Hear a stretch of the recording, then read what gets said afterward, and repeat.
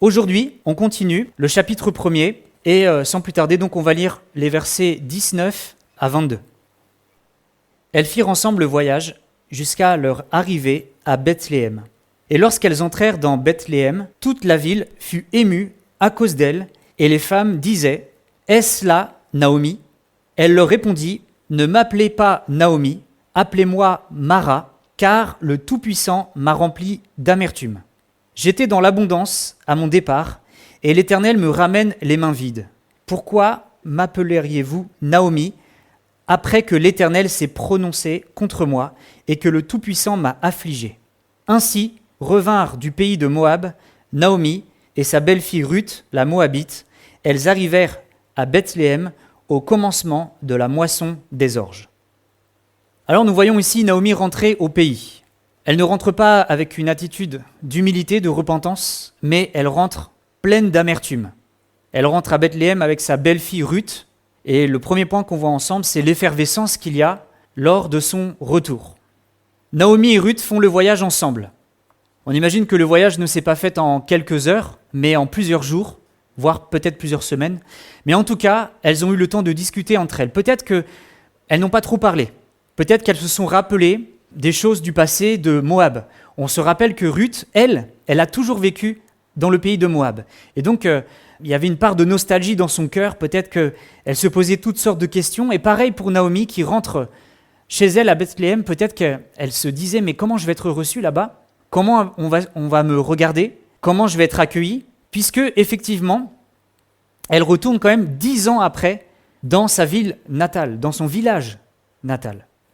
En tout cas, elle n'est plus la même depuis son départ. Imaginez si vous voyez quelqu'un, 10 ans après, vous revoyez cette personne. En 10 ans, il peut y avoir du changement, il peut y avoir même physiquement du changement, et on suppose que Naomi a aussi changé physiquement.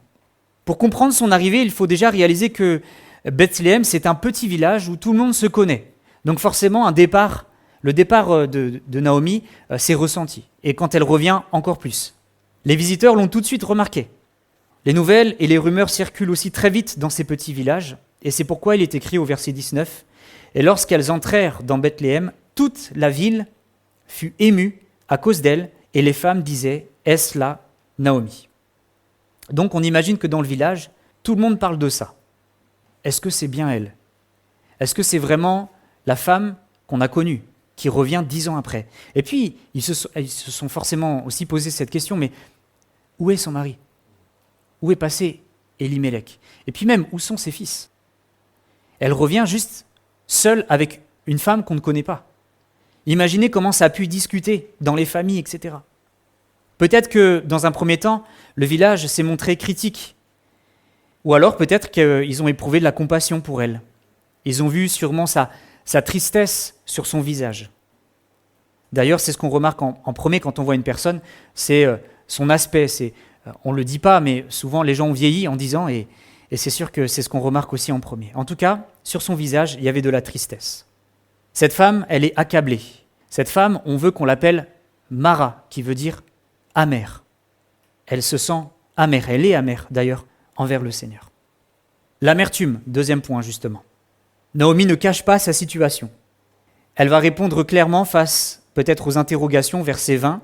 Elle leur dit « Ne m'appelez pas Naomi, appelez-moi Mara, car le Tout-Puissant m'a rempli d'amertume. » Naomi, ça veut dire douce. C'est quand même mieux de s'appeler douce que amère. Et là, c'est un surnom qu'elle s'est elle-même donné. Et ce surnom n'est pas pris au hasard puisque dans les Écritures, le nom Mara est déjà présent, notamment lorsque le peuple de Dieu s'est rebellé dans le désert. Vous savez que le peuple d'Israël est sorti du pays d'Égypte, ils ont été sortis de l'esclavage, mais leur cœur était encore un petit peu en Égypte. Et quand ils ont découvert qu'ils ne pouvaient pas boire de l'eau de Mara parce qu'elle était amère, ils vont se plaindre devant Dieu. Moïse va crier à l'Éternel et Dieu va rendre la source d'eau qui était amère au départ, il va le rendre douce et potable. Naomi a le même cœur ici que ses ancêtres. Elle a un cœur amer, elle se plaint de sa situation, elle ne voit pas la grâce de Dieu dans sa vie et elle tient même Dieu pour responsable de son amertume. Elle met tout sur le compte de Dieu. Et ça arrive parfois, même des croyants, ça nous est déjà arrivé peut-être, lorsqu'on a des situations compliquées, des questions, etc., on les reproche avant tout au Seigneur. Verset 21, « J'étais dans l'abondance à mon départ, et l'Éternel me ramène les mains vides. Pourquoi m'appelleriez-vous Naomi, après que l'Éternel s'est prononcé contre moi et que le Tout-Puissant m'a affligé ?» On voit ici qu'il n'y a aucune part de responsabilité personnelle. Il n'y a pas de remise en question, il n'y a pas de « c'est vrai, c'est aussi mon mari qui peut-être a fait un mauvais choix ». En tout cas, ici, elle reproche les choses au Seigneur et elle oublie que ce n'est pas Dieu qui a pris la décision qu'il quitte Bethléem, mais c'est sa propre famille. Et c'est pas Dieu non plus qui les a contraints de rester à Moab. Ils devaient rester juste un temps, ils devaient juste séjourner, ils se sont installés. Et en tout cas, elle ne reconnaît pas ici donc sa responsabilité. Elle avait un mari, elle avait des fils en partant, elle revient, elle n'a plus rien. En tout cas, c'est ce qu'elle croit. Elle pense que Dieu n'est plus là, elle pense que Dieu lui a retiré tout. Alors que nous le savons, et on va le voir aussi tout à l'heure, Dieu est le défenseur des veuves, mais elle élève sa voix contre lui. Malgré tout, on remarque aussi que Naomi n'est pas une femme athée qui remet tout sur le compte du hasard ou du destin. Des fois, il y a des personnes qui nous disent c'est le destin, c'est comme ça, on n'y peut rien, c'est le karma. Nous ne croyons pas dans ces choses-là, nous croyons que Dieu est présent dans chaque situation, et d'ailleurs, elle se trompe parce que Dieu va être toujours rempli de compassion aussi envers elle. En tout cas, ici, elle exprime sa souffrance, et Ruth est un peu en arrière-plan. Ruth, on n'a pas ses paroles, on ne sait pas comment elle vit les choses, mais en tout cas, cette femme, ici, Naomi, est remplie d'amertume. Troisième point, c'est la moisson. Si quelqu'un veut bien lire le verset 22. Ainsi revers du pays de Moab, Naomi et sa belle-fille Ruth, la Moabite. Elles arrivèrent à Bethléem au commencement de la moisson des orges. Ok, donc on voit ici la mention, L'auteur aurait pu juste mettre Ruth, et il met Ruth, la Moabite. Il précise bien ici que Ruth est une étrangère. À plusieurs reprises dans ce passage, dans le passage qu'on lit, à chaque fois qu'il y a Ruth, il va y avoir la Moabite derrière. Un peu comme si l'auteur insiste sur le fait qu'elle est vraiment étrangère, elle n'est pas du peuple de Dieu, en tout cas par ses origines. Donc on lit ici une parole d'espoir. Difficile d'en trouver une, mais il y en a une. Elles arrivèrent à Bethléem au commencement de la moisson des orges. L'histoire se déroule donc au début d'une moisson. On se rappelle qu'on avait quitté Bethléem, c'était un temps de famine, un temps de sécheresse, il n'y avait plus rien. Et là, elles reviennent et c'est un temps de moisson. Et donc on voit un renouveau sur le plan notamment agricole. La question qu'on se pose, c'est est-ce que ce renouveau va aussi se faire dans la vie de ces femmes ? Si on est familier à ce livre, oui. Ruth va-t-elle trouver un époux ? L'amertume de Naomi va-t-elle disparaître ? Nous allons le voir par la suite. Et donc du coup, sans plus tarder, on va lire ensemble donc les 13 premiers versets du chapitre 2 de Ruth. Naomi avait un parent de son mari. C'était un homme puissant et riche de la famille d'Élimélec et qui se nommait Boaz. Ruth, la Moabite, dit à Naomi: « Laisse-moi, je te prie, aller glaner des épis dans le champ de celui aux yeux duquel je trouverai grâce. » Elle lui répondit: « Va, ma fille. » Elle alla glaner dans un champ, derrière les moissonneurs. Et il se trouva, par hasard, que la pièce de terre appartenait à Boaz, qui était de la famille d'Élimélec. Et voici Boaz vint de Bethléem, et il dit aux moissonneurs: « Que l'Éternel soit avec vous. » Ils lui répondirent: « Que l'Éternel te bénisse. » Et Boaz dit à son serviteur chargé de surveiller les moissonneurs: « À qui est cette jeune femme ?» Le serviteur chargé de surveiller les moissonneurs répondit: « C'est une jeune femme moabite qui est revenue avec Naomi du pays de Moab. Elle a dit: Permettez-moi de glaner et de ramasser des épis entre les gerbes derrière les moissonneurs. Et depuis ce matin qu'elle est venue, elle a été debout jusqu'à présent et ne s'est reposée qu'un moment dans la maison. » Boaz dit à Ruth: « Écoute, ma fille, ne va pas glaner dans un autre champ. Ne t'éloigne pas d'ici et reste avec mes servantes. Regarde où l'on moissonne dans le champ et va après elles. J'ai défendu à mes serviteurs de te toucher. Et quand tu auras soif, tu iras au vase et tu boiras de ce que les serviteurs auront puisé. » Alors elle tomba sur sa face et se prosterna contre terre, et elle lui dit: « Comment ai-je trouvé grâce à tes yeux, pour que tu t'intéresses à moi qui suis une étrangère ?» Boaz lui répondit: « On m'a rapporté tout ce que tu as fait pour ta belle-mère, depuis la mort de ton mari, et comment tu as quitté ton père et ta mère, et le pays de ta naissance, pour aller vers un peuple que tu ne connaissais point auparavant. Que l'Éternel te rende ce que tu as fait, et que ta récompense soit entière de la part de l'Éternel, le Dieu d'Israël, sous les ailes duquel tu es venu te réfugier. » Et elle dit: « Oh, que je trouve grâce à tes yeux, mon Seigneur, car tu m'as consolé et tu as parlé au cœur de ta servante. Et pourtant, je ne suis pas, moi, comme l'une de tes servantes. » Amen. Alors, dès les premiers versets, nous faisons connaissance d'un homme qui s'appelle Boaz. On n'oublie pas que cette histoire se déroule du temps des juges, une période sombre, une période où la plupart des hommes dans le peuple d'Israël sont des hommes corrompus. Ils ne font pas du bien. D'ailleurs, on se rappelle de cette phrase « Chacun fait ce qui lui semble bon ». Mais cet homme se démarque. On va voir ensemble son intégrité et sa compassion pour les plus démunis. Et c'est le modèle pour les hommes que nous sommes, même pour les femmes, mais aussi pour les hommes. Psaume 112, verset 9 nous dit « Il fait des largesses, il donne aux indigents, sa justice subsiste à jamais, sa tête s'élève avec gloire. » Voyons ici l'exemple d'un homme que Dieu aime, que Dieu apprécie, qui est un modèle pour nous. C'est quelqu'un qui est généreux, quelqu'un qui donne aux plus démunis. Et Boaz est un exemple de droiture. On va le découvrir au fur et à mesure, mais nous voyons déjà ici que cet homme va faire preuve de générosité. C'est un peu l'image de Jésus-Christ aussi. Nous pouvons contempler Christ et nous pouvons voir dans la personne de Jésus-Christ un homme, même plus qu'un homme, généreux, qui a quand même donné toute sa vie pour chacun d'entre nous.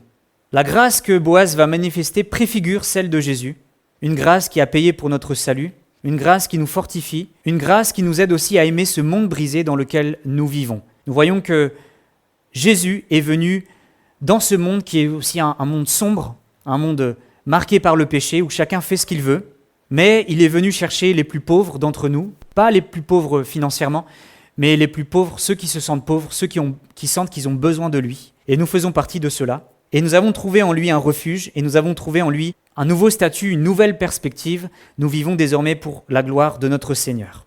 À chaque fois que nous allons parler de Boaz, mettons aussi derrière cela l'image de Christ, cette image qui est puissante, qui est formidable aussi. Et nous allons voir donc que c'est une sorte de préfiguration aussi de Christ avant l'heure. Un homme puissant et riche. Cet homme appartient à la famille du mari de Naomi. Donc c'est un parent de la famille de Naomi. C'est une précision importante.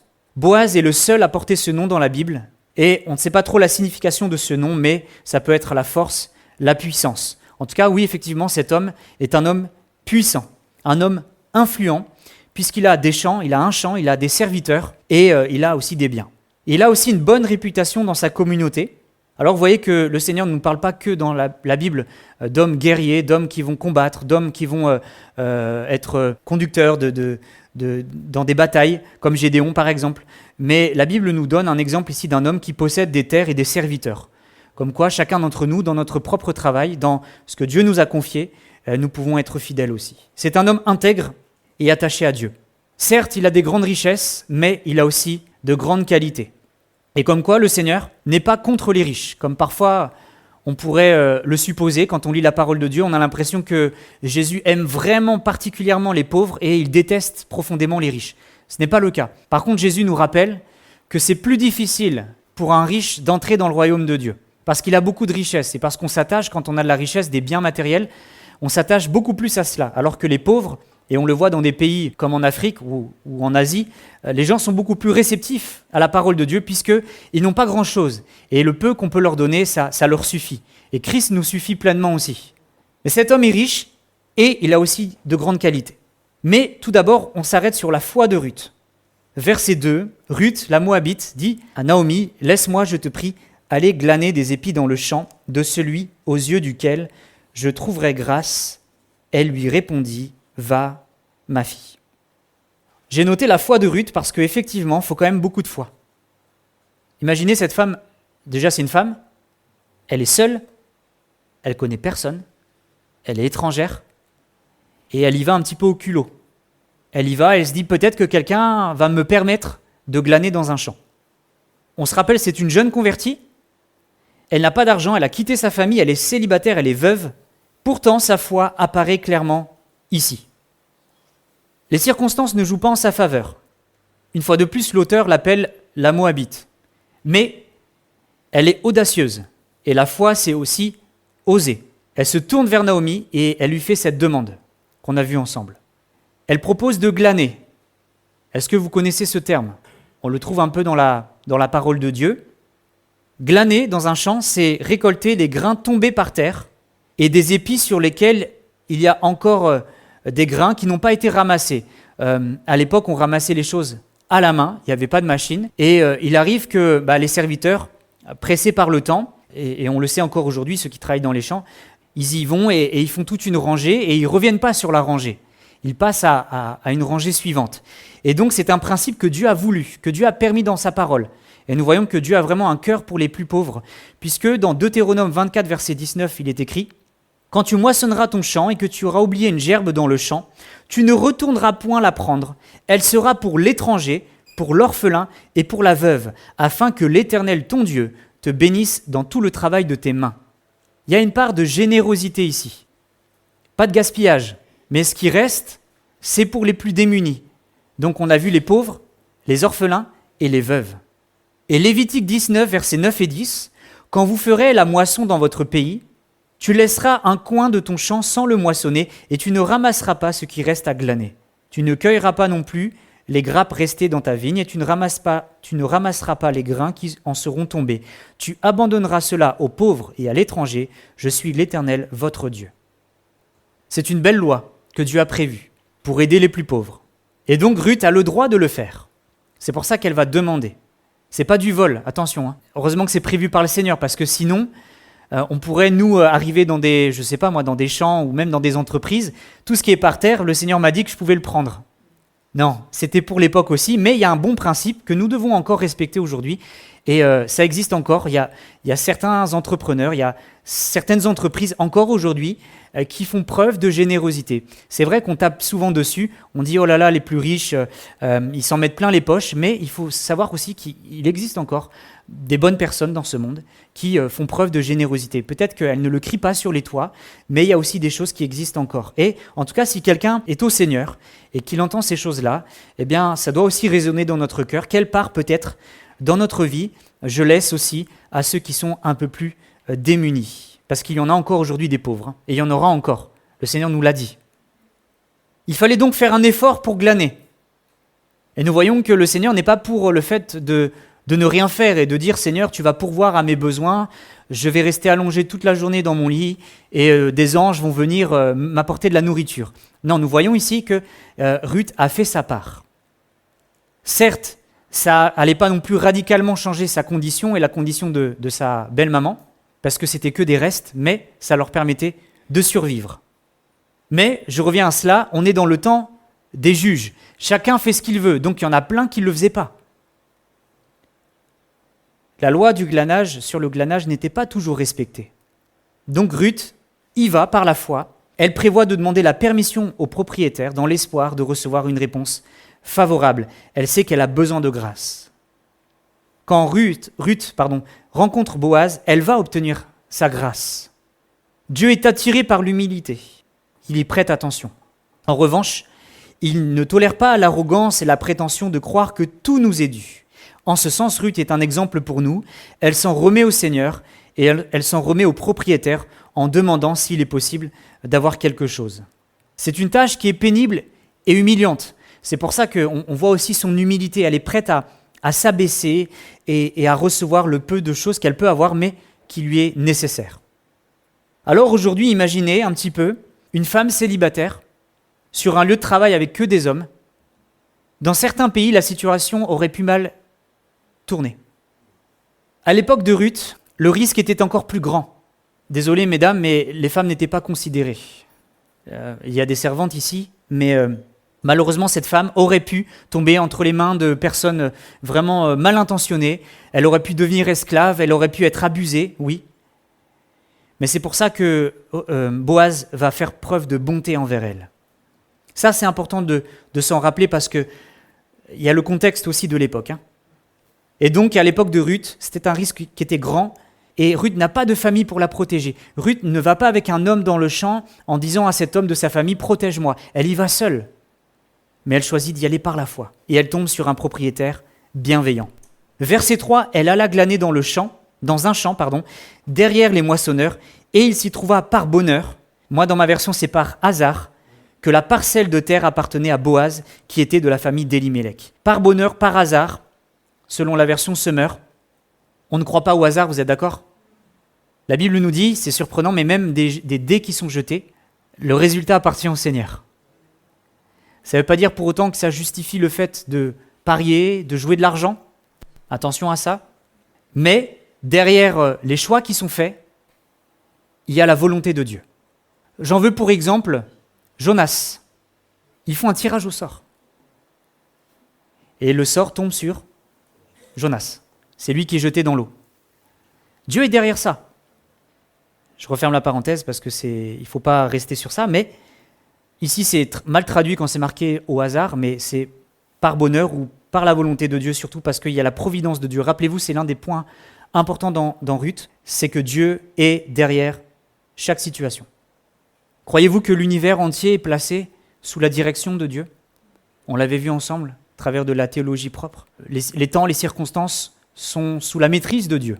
Dieu connaît toutes choses, et Dieu est Dieu, tout simplement. Donc Ruth ne sait pas encore où elle met les pieds, elle pose les pieds dans un champ, et, entre guillemets, comme par hasard, c'est celui de quelqu'un de la famille de Naomi. La main de Dieu, même si parfois elle est discrète, et parfois on a l'impression que quand on parle de la main de Dieu, de la providence de Dieu, c'est des choses extraordinaires. Non, c'est dans des choses simples aussi de la vie de tous les jours, et il faut apprendre à reconnaître Dieu aussi dans les choses simples. Merci Seigneur, il nous permet aussi de faire les bons choix, aussi même dans les petites choses. Mais il peut aussi intervenir d'une manière spectaculaire. En tout cas, la foi de Ruth nous montre que c'est une foi qui va agir, elle va se lever, elle va y aller, par humilité, elle va demander aussi, elle se confie dans le Seigneur, et on se rappelle qu'elle avait fait une confession de foi au chapitre 1, et la confession de foi doit se confirmer par des actes concrets que nous voyons ici au chapitre 2. Maintenant, il y a aussi la foi d'un homme, la foi de Boaz. Boaz vient de Bethléem, verset 4.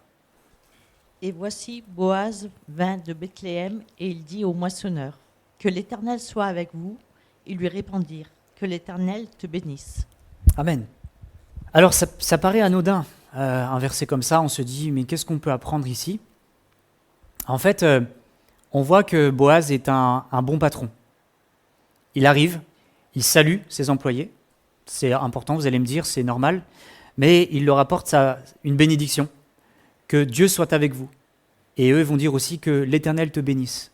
On rêverait dans notre société, pour nos frères et sœurs qui travaillent, que lorsque vous arrivez au travail, on se dit les uns les autres, que Dieu te bénisse, toi aussi. En tout cas, ça montre son caractère. C'est un homme bienveillant, un homme qui craint Dieu, et comme quoi Dieu est présent même au milieu des champs. Ne croyons pas, je le dis souvent, mais c'est vrai, que Dieu est seulement à l'église. Dieu est dans notre quotidien. Dieu est avec moi quand je fais mes courses. Dieu est avec moi quand je suis dans mon travail. Dieu est avec moi quand je suis dans un repas. Dieu est avec moi à n'importe quel moment de la journée. Il est là, dans l'ordinaire. La foi se manifeste donc aussi sur le lieu du travail. Et nous devons manifester notre foi, pas dans le sens où on doit parler à tout le monde de Jésus pendant qu'on travaille, mais dans le sens où, et on l'avait vu aussi au travers des Éphésiens, que sur le lieu du travail, notre comportement, notre foi aussi doit se manifester, doit se voir en tout cas. Boaz remarque la présence de Ruth. Il se renseigne. Et Boaz dit à son serviteur, chargé de surveiller les moissonneurs, « À qui est cette jeune femme ?» Nous voyons aussi un respect de la part de Boaz. Il ne va pas voir directement la femme, en lui disant « Qui es-tu ? Comment tu t'appelles ?» Il se renseigne. Il désire connaître ses origines. Il apprend à la connaître. Et au verset 11 et 12, qu'on verra tout à l'heure, nous découvrons qu'il va connaître beaucoup de choses sur elle, et notamment la manière dont elle prend soin de sa belle-mère. Et ça l'a marqué. Ça l'a marqué profondément. Il ne sait pas encore qui elle est. Il voit une jeune femme qui travaille dans son champ. C'est la première fois qu'il voit cette femme. En tout cas, il remarque une chose, c'est qu'elle n'est pas comme les autres, et surtout qu'elle est toute seule. Et donc, il semble s'inquiéter pour elle. Vous voyez, la plupart du temps, les gens, même aujourd'hui dans le travail, on aurait peu à faire de cette jeune femme. Ils ne se renseigneraient même pas sur elle. Ah tiens, c'est une intérimaire ou c'est quelqu'un qui est là pour un temps. Mais on voit que cet homme, il se renseigne. Il veut en savoir plus et il s'inquiète par rapport à elle. Le serviteur lui explique qui est Ruth.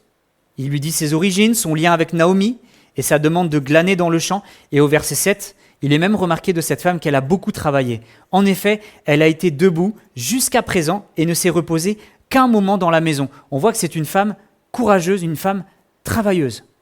elle ne s'est reposée qu'une seule fois. Et on imagine comment il faisait chaud aussi à l'époque dans cette région, et encore aujourd'hui. Ruth fait de son mieux, et elle compte sur le Seigneur. Alors la question c'est comment cet homme puissant et riche va-t-il se comporter envers cette femme étrangère ? Eh bien Boaz va faire grâce. Il décide de faire grâce à cette femme, il décide d'avoir de la compassion pour elle et même de lui accorder des choses qu'elle n'avait pas forcément imaginées. Je lis avec vous les versets 8 et 9.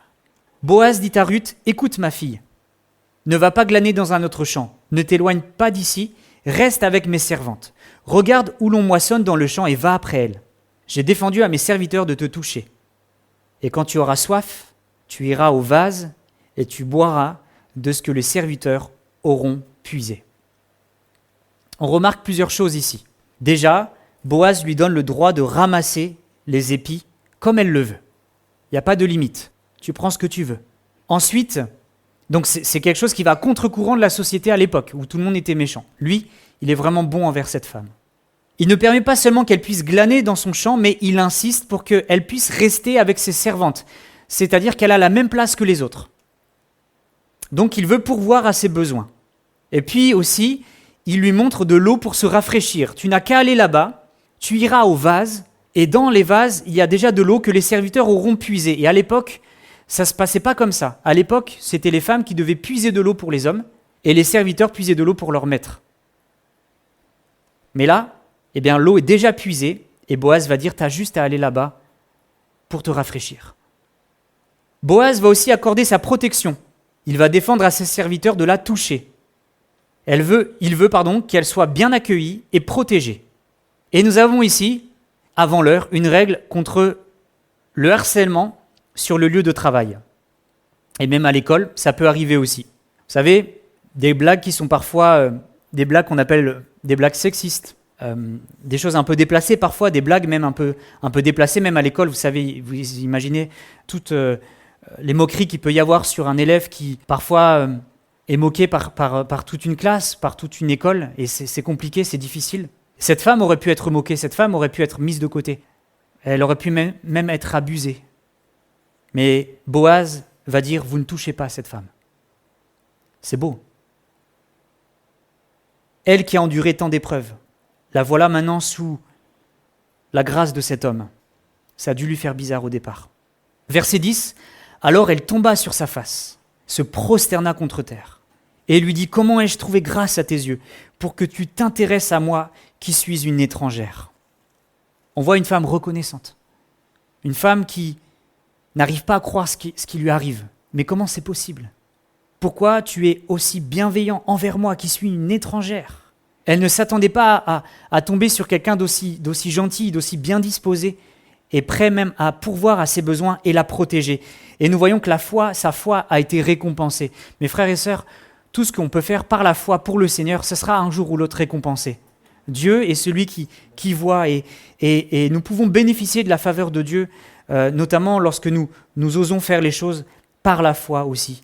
Et nous avons reçu cette grâce aussi d'être sauvés en Jésus-Christ. Et nous ressemblons énormément à cette femme et nous devons, nous aussi, ça doit nous conduire à nous incliner devant le Seigneur, de nous avoir fait autant de grâce, de nous avoir gardés, de nous avoir protégés, d'avoir pourvu à nos besoins, n'est-ce pas ? Les motivations de Boaz. Boaz a déjà fait grâce, et il a déjà fait beaucoup de choses, mais il va continuer, il va aller plus loin, et c'est ce que Dieu fait aussi pour nous. On a l'impression des fois que ça y est, Dieu nous a assez bénis, mais il continue encore parce que ses bontés se renouvellent chaque matin. Ruth 2, versets 11 et 12, je vais le lire. Boaz lui répondit, « On m'a rapporté tout ce que tu as fait pour ta belle-mère depuis la mort de ton mari, et comment tu as quitté ton père et ta mère et le pays de ta naissance pour aller vers un peuple que tu ne connaissais pas auparavant. Que l'Éternel te rende ce que tu as fait, et que ta récompense soit entière de la part de l'Éternel, le Dieu d'Israël, sous les ailes duquel tu es venu te réfugier. » Amen. Oh, ça a dû remonter le moral de cette femme, qui a reçu tout cela et qui est bénie par les paroles de cet homme aussi, et ça lui redonne de la dignité. Et c'est ce que le Seigneur fait aussi. Il y a des gens qui sont complètement cassés par la vie, complètement cassés par les événements, par un deuil, comme on l'a vu, par du harcèlement, par tellement de choses difficiles, provoquées par le péché, provoquées par le mal. Beaucoup de gens soupirent après un temps de renouveau et cherchent désespérément un secours, un réconfort. Certains se réfugient dans des relations avec des hommes ou des femmes, mais finalement ça ne leur procure rien parce que c'est pas des choses qui durent. Certains se disent, pour que j'ai un but dans ma vie, je vais essayer d'aller à fond dans mon travail, je vais essayer de tout donner pour mon travail. Puis finalement, dans le travail, ça ne se passe pas toujours bien et il y a parfois des problèmes aussi. Nous avons ici une solution, la solution même, c'est de se réfugier dans le Seigneur. Cette femme s'est confiée dans cet homme, Boaz, et Boaz a usé de bonté. Il connaît son histoire, Dieu connaît notre histoire, et pour autant il nous aime. Boaz a fait part de son admiration, et il va continuer de l'encourager en demandant à Dieu de continuer de la bénir. Il ne réclame rien à Dieu de particulier, mais il soumet simplement son souhait, il veut que Dieu la récompense. Dieu est un refuge aussi. Boaz reconnaît que Ruth a quitté des faux dieux pour se réfugier dans le Seigneur, sous les ailes de Dieu. C'est une image, bien sûr, Dieu n'a pas d'ailes. C'est une image qui nous montre que Dieu prend soin de ses enfants, qui se réfugient sous ses ailes. Et j'ai noté quelle tristesse de voir les gens rejeter le salut, n'est-ce pas ? C'est horrible, c'est triste. Dieu a tellement fait de choses pour nous et nous accorde du repos même, mais les gens, beaucoup de personnes n'en veulent pas. Pourtant, nous trouvons en lui, auprès de lui, ce secours et cette grâce dont nous avons besoin. Ruth termine et répond à Boaz en disant sa reconnaissance. Verset 13, et elle dit « Oh, que je trouve grâce à tes yeux, mon Seigneur, car tu m'as consolé. Tu as parlé au cœur de ta servante, et pourtant je ne suis pas, moi, comme l'une de tes servantes. » On voit qu'elle est reconnaissante. Dieu a tout conduit pour elle. Une femme étrangère, une femme veuve, seule, mais Dieu a permis qu'elle tombe sur la terre d'un homme qui est de la famille de Naomi. Nous pouvons dire que Boaz est un modèle pour nous. Le prophète Michée nous parle aussi de cette question de compassion et de justice. Je vous le lis dans la version second 21, c'est Michée 6:8. « On t'a fait connaître, homme, ce qui est bien, et ce que l'Éternel demande de toi, c'est que tu mettes en pratique le droit, que tu aimes la bonté, et que tu marches humblement avec ton Dieu. » C'est ce que Boaz va faire, c'est ce que Boaz a fait, de plusieurs façons. Ça puisse nous parler aussi ce soir. 1. Boaz a donné à manger aux affamés. Il a mis en pratique la loi de Dieu envers les plus faibles et il permet à Ruth, une veuve, de glaner dans son champ. Que nous aussi nous puissions penser aux plus démunis, aux plus pauvres. Nous vivons dans un certain confort et malheureusement nous oublions trop facilement qu'il y a autour de nous des personnes qui, chaque jour, mendient pour avoir de la nourriture aussi, ou alors des familles avec des femmes seules à élever leurs enfants, ou alors toutes sortes de situations, et il y a un taux de pauvreté énorme en France, et notamment à Saint-Gaudens, comme je l'avais partagé dernièrement. Que Dieu nous aide aussi à avoir un cœur qui soit généreux, pouvoir aussi aider, comme on peut bien sûr, les personnes qui sont dans le besoin, en tant qu'Église aussi. Et prions pour cela, prions pour les projets que nous avons aussi dans notre Église pour aider aussi les plus démunis qui sont autour de nous. 2. Boaz va protéger Ruth. Il offre sa protection à une étrangère. Il use de son influence pour l'aider. Et que nous aussi, nous puissions protéger les plus faibles, protéger ceux qui sont peut-être rejetés, protéger les personnes handicapées, protéger et avoir une pensée pour les étrangers et pour ceux qui sont parfois pointés du doigt dans notre pays. Le chrétien doit aller à contre-courant de la société, ne doit pas se laisser embarquer par les pensées de ce monde, mais doit aussi avoir ce cœur comme le cœur de Boaz. 3. Boaz use de bienveillance, effectivement, il utilise des paroles pour bénir Ruth, et dans les versets suivants, on va le voir, il va l'inviter à table. Boaz use donc de bienveillance, effectivement, envers Ruth, mais aussi envers ses serviteurs. Il montre le respect qu'il a, et la foi est aussi vécue dans le cadre professionnel. Et si certains ont des responsabilités, usons aussi de bienveillance envers les autres. C'est des choses simples, mais c'est des choses qui peuvent aussi marquer, toucher des personnes. Et enfin, Boaz est un homme de compassion et de justice, et que Dieu puisse susciter une génération d'hommes aussi, qui sont animés de cela, et qu'ils trouvent des hommes qui font preuve de bonté, aussi de grâce, et que nous puissions prier pour de tels hommes dans notre Église, mais aussi dans notre société. Il y en a besoin, et nous devons imiter Boaz, qui est un bel exemple pour chacun d'entre nous. J'aurais pu le citer dimanche, à l'occasion de la fête des Pères, mais ce soir, on en parle. Alors, on termine. On va assister à un repas.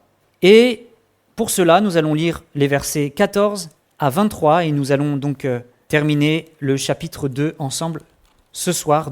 Donc les versets 14 à 23. Au moment du repas, Boaz dit à Ruth, « Approche, mange du pain et trempe ton morceau dans le vinaigre. » Elle s'assit à côté des moissonneurs. On lui donna du grain rôti, elle mangea et se rassasia, et elle garda le reste. Puis elle se leva pour glaner.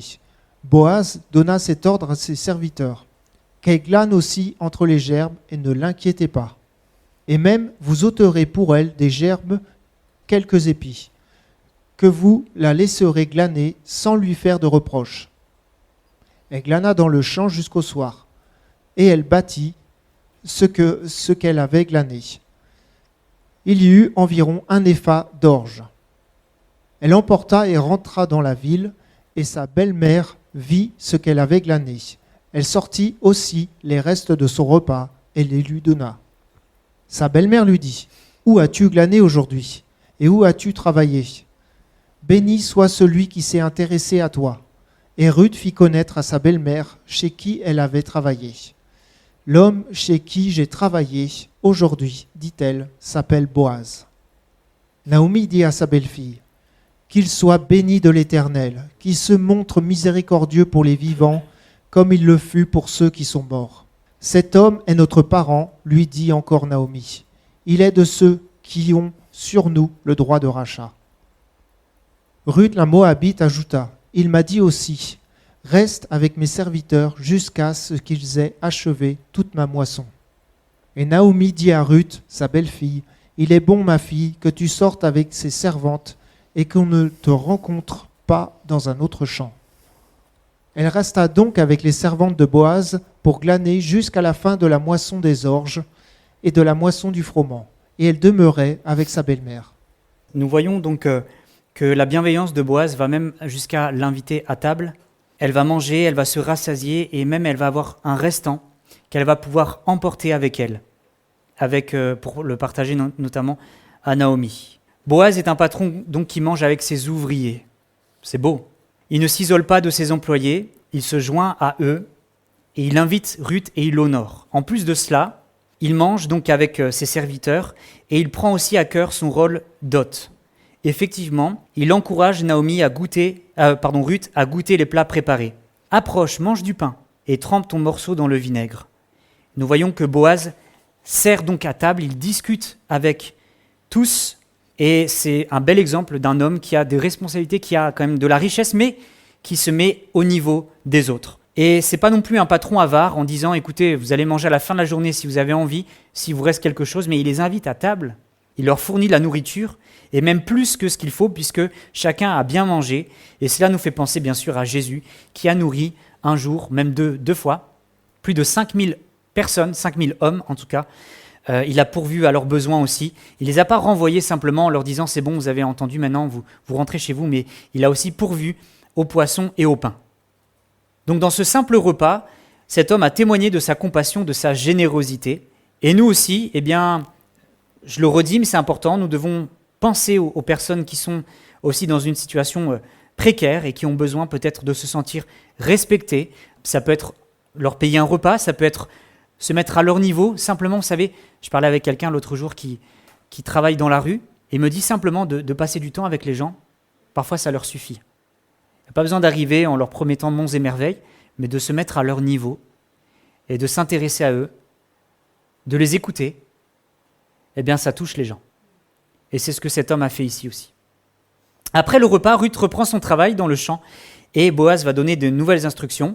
Puis elle se leva pour glaner. Boaz donna cet ordre à ses serviteurs qu'elle glane aussi entre les gerbes. Et ne l'inquiétez pas, et même vous ôterez pour elle des gerbes quelques épis que vous la laisserez glaner sans lui faire de reproches. Il va plus loin que prévu. Parce que normalement, cette femme devait être derrière et devait aller là où il n'y avait pas de grand passage. Et là, on lui dit, tu peux aller même entre les gerbes, c'est-à-dire dans les meilleurs épis, là où il y a le plus de choses. Et même, il va dire aux serviteurs de retirer quelques épis afin qu'elle puisse les ramasser, de faire volontairement tomber des épis afin qu'elle puisse en prendre. Vraiment, c'est quelqu'un de bienveillant. Le résultat, c'est que Ruth va récolter en abondance. Le verset 17 nous dit qu'elle va glaner environ 1 épha d'orge. Pour nous, ça ne nous parle pas trop, on ne sait pas ce que c'est un épha d'orge, mais j'ai regardé, c'est environ 15 kilos d'orge. C'est quand même un certain poids, ça veut dire qu'elle a beaucoup ramassé. Cela représente plusieurs semaines de nourriture, donc imaginez quand elle rentre à la maison, la joie qu'il doit y avoir, l'abondance. Elle ramène tout cela. C'était aussi une femme assez robuste parce qu'il fallait transporter tout ça. La reconnaissance. À présent, Ruth rentre, chargée de son repas du reste du midi et de l'orge qu'elle a pu ramasser aussi. Elle discute avec Naomi, elle raconte sa journée, et donc avant d'aller plus loin, on voit la bonté de Ruth envers sa belle-maman. Elle reste à côté d'elle, elle ne vit pas à part, elle reste vraiment à côté d'elle, elle continue à la servir, elle continue à être avec elle, et elle est avec sa belle-mère Naomi qui encore, à ce moment-là, est une femme qui est remplie d'amertume. Et des fois, c'est ce que le Seigneur nous demande aussi, c'est d'user de bonté, pas forcément envers les gens qui sont super agréables, et Laurent le sait dans son travail sûrement. Il y a des moments où c'est plus facile d'aller chez des gens qui vous accueillent avec un grand sourire, mais quand c'est des gens qui ne veulent pas vous voir, ou qui sont aigris, ou qui sont malades même, c'est plus difficile. Mais cette femme ici, elle continue de pourvoir aux besoins de sa belle-maman. Verset 19, sa belle-mère lui dit « Où as-tu glané aujourd'hui? Où as-tu travaillé? Béni soit celui qui s'est intéressé à toi. » Et Ruth fit connaître à sa belle-maman, sa belle-mère, chez qui elle avait travaillé. L'homme chez qui j'ai travaillé aujourd'hui s'appelle Boaz. Et là, dans sa tête, forcément, Naomi, elle sait que c'est quelqu'un de sa famille. Et là, elle doit se dire « Waouh, c'est pas un hasard. Dieu est dans l'affaire. » Parce que pour tomber sur lui, sur Boaz, c'est que vraiment Dieu est là. Et Naomi va commencer à changer d'attitude.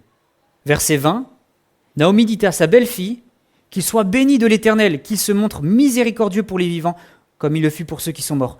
Cet homme est notre parent, lui dit encore Naomi. Il est de ceux qui ont sur nous un droit de rachat. On voit qu'il y a quand même un changement. Elle était amère envers Dieu. Rappelez-vous, elle en a voulu beaucoup au Seigneur. Et là, qu'il soit béni de Dieu. À des fois, on est comme ça. On remarque donc que Dieu a bel et bien manifesté sa bienveillance envers Naomi et Ruth. La vision de Naomi commence à changer. Son amertume commence à être remplacée par de la reconnaissance. Et c'est un revirement total par rapport au chapitre 1 qu'on avait vu ensemble, où on avait quitté Naomi pleine d'amertume, parce qu'elle venait aussi de perdre beaucoup de gens de sa famille. Mais par la grâce, nous aussi, nous pouvons passer du deuil à la fête. Psaume 30, verset 12, « Tu as transformé mes pleurs en une danse de joie, tu m'as ôté mes habits de deuil, pour me revêtir d'un habit de fête. » N'est-ce pas ce que Dieu a fait lorsque nous sommes tournés vers lui?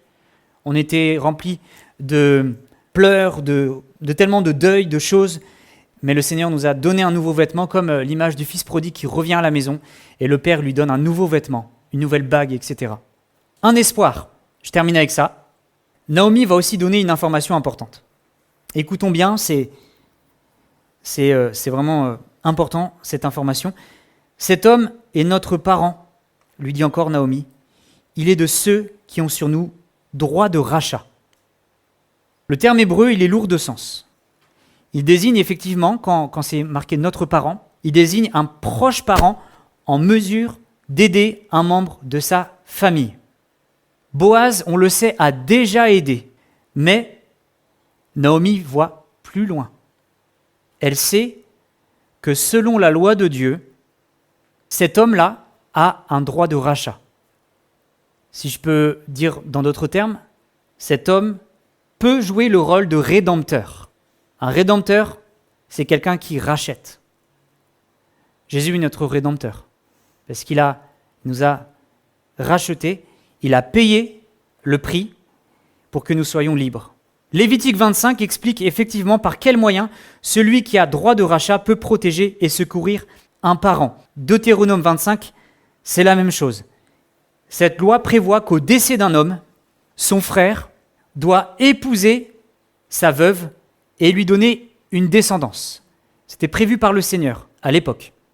Le premier enfant né donc de ce second mariage doit porter le nom du défunt, vous suivez, afin que l'héritage reste dans la famille de l'homme décédé. Il y a un homme qui meurt, sa femme doit se remarier avec son frère afin d'assurer une descendance pour cet homme qui vient de mourir. Ici, ce n'est pas exactement le même cas de figure. Effectivement, déjà Naomi et Ruth ne sont pas endettées, ne sont pas esclaves. Donc elles n'ont pas besoin d'être rachetées. En plus, Ruth est une étrangère, donc elle ne fait pas partie de la famille, donc il n'y a pas de droit de rachat sur elle. Elle ne s'attend pas à ce qu'un parent de son mari décédé l'épouse. Ensuite, Boaz n'est pas un frère de Machlon, on l'avait vu au chapitre 1, et de Kiljon, c'était les fils de Naomi, ni un frère d'Elimelech, le mari de Naomi. C'est un parent, ça veut dire qu'il possède quand même un droit de rachat, mais il n'est pas obligé de l'appliquer. Alors qu'un frère est obligé d'épouser la veuve. Mais là, il n'y a pas une question de frère. D'ailleurs, Naomi dit que Boaz est de ceux qui ont sur nous un droit de rachat. Ça veut dire que sûrement, enfin même c'est sûr, il y a encore dans la famille des personnes qui ont un droit de rachat plus important, peut-être plus proche encore d'eux, et qui peuvent assumer ce rôle. Ça sera important pour le chapitre suivant. En tout cas, au chapitre suivant, au chapitre 3, nous verrons que Boaz, effectivement, confirmera qu'il existe bel et bien un autre parent. Boaz a donc un lien de parenté, mais il y aurait aussi un autre homme qui pourrait épouser Ruth. Donc Boaz aurait pu trouver toutes sortes d'excuses pour se dégager de ses responsabilités envers Ruth et Naomi. Et on peut se mettre à sa place quelques instants. Cet homme, il a tout ce qu'il faut déjà. Il a des biens, il a des serviteurs, il a des champs, il a plein de choses. Il n'était pas obligé d'épouser une étrangère. Mais il va le faire. Parce qu'il va encore user de bonté. C'est un homme plein de grâce, pas motivé seulement par la loi. La loi le prévoit, il n'était pas obligé de le faire, mais motivé surtout par l'amour. Effectivement, cet homme va tomber amoureux de cette femme. On va le voir ensemble. Et donc l'horizon semble s'éclaircir de nouveau. Et chapitre 3, nous allons voir que Naomi va avoir beaucoup de projets aussi pour Ruth et Boaz. Je termine le verset 21. Ruth, la Moabite, ajouta, « Il m'a dit aussi, reste avec mes serviteurs jusqu'à ce qu'ils aient achevé toute ma moisson. » Ce n'est pas un détail. Ruth aurait pu rester juste une journée dans le champ et Boaz va dire « Reste jusqu'à la fin de la moisson. » Il continue de la bénir sur le temps. Et verset 22, on ne va pas le lire, mais nous voyons que Naomi encourage sa belle-fille à glaner jusqu'à la fin de la saison, ne pas aller dans un autre champ. Et le chapitre se termine en expliquant que Ruth va rester avec les servantes de Boaz et on n'a pas plus d'informations. Ruth a sûrement régulièrement croisé Boaz au travail pendant quelques semaines, mais pour autant, il n'y a pas eu de rapprochement. Il y a eu une distance qui était là. Et la saison des moissons touche à sa fin. Ruth est toujours veuve. Il faut donc attendre le prochain chapitre et donc rendez-vous à la prochaine étude pour découvrir comment la relation entre Ruth et Boaz va évoluer.